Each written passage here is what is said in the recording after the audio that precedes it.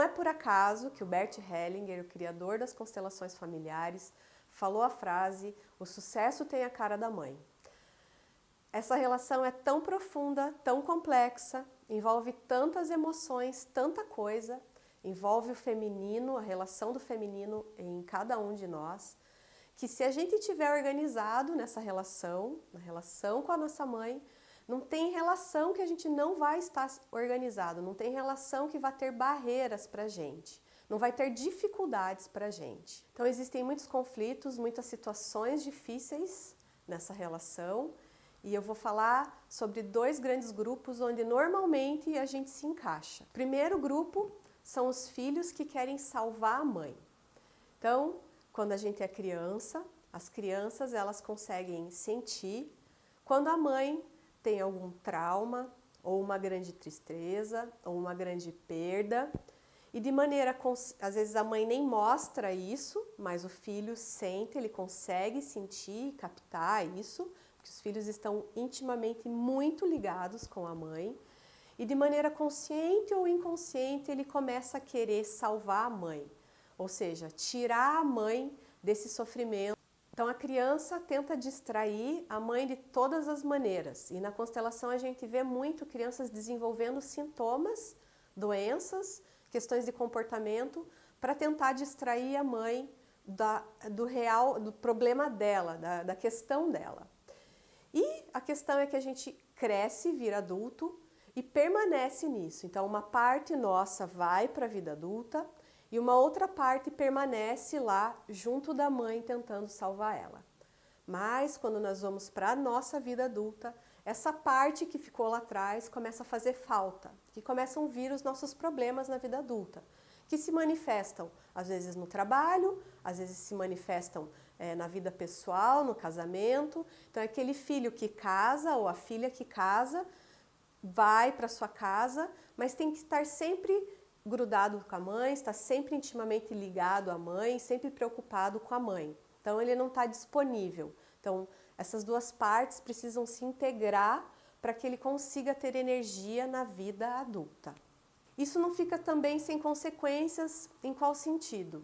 O filho ele começa também a nutrir raiva da mãe. Ele pensa, eu estou fazendo tudo para salvar essa pessoa, eu faço tudo para salvar ela, faço tudo para alegrar ela, eu gostaria que ela mudasse, eu gostaria que ela viajasse, eu gostaria que ela buscasse ajuda, eu gostaria que ela cuidasse da saúde, mas a mãe nem sempre está disposta a fazer isso, nem sempre ela consegue fazer isso, e o filho começa a nutrir uma raiva. Puxa, eu queria tanto viver, eu queria tanto ser feliz, mas eu preciso que ela faça isso para eu poder seguir adiante.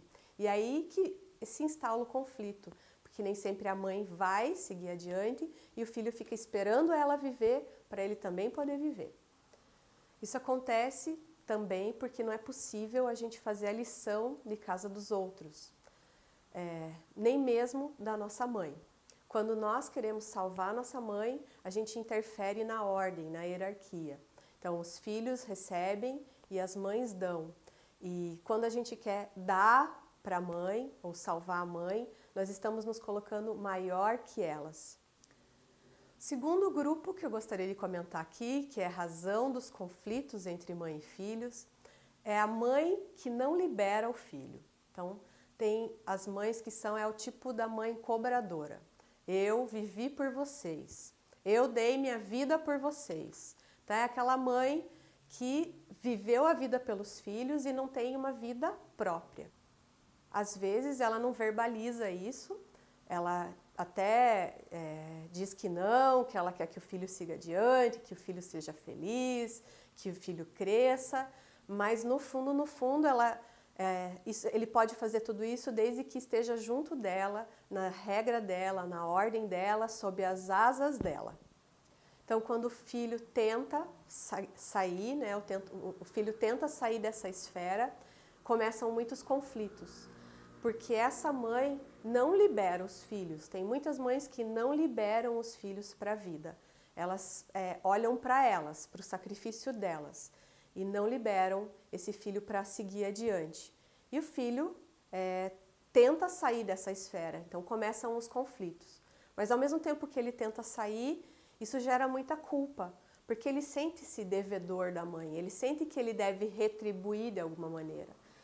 Mas quando a gente tenta retribuir, primeiro por o valor da vida, né, que a mãe nos dá, ele é incalculável, então é uma dívida, que nem a dívida externa, que nunca vai ser paga, nunca tem fim, a gente não tem como pagar isso, a gente só paga levando a vida adiante, através dos nossos filhos, através do nosso trabalho.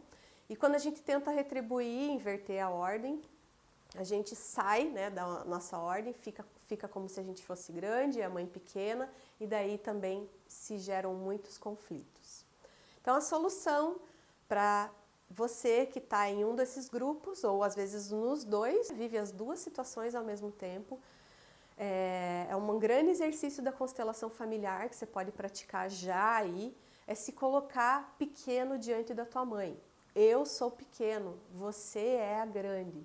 Respeitando, aceitando e honrando as escolhas dela, a vida dela, as consequências pelas escolhas que ela fez, honrando a vida e a morte da sua mãe.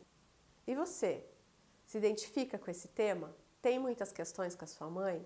Se você tiver dúvidas, comenta aí para a gente poder trocar uma ideia, fazer um papo sobre a nossa relação com as nossas mães. Se você curtiu, dá um like no meu vídeo e se inscreve no canal.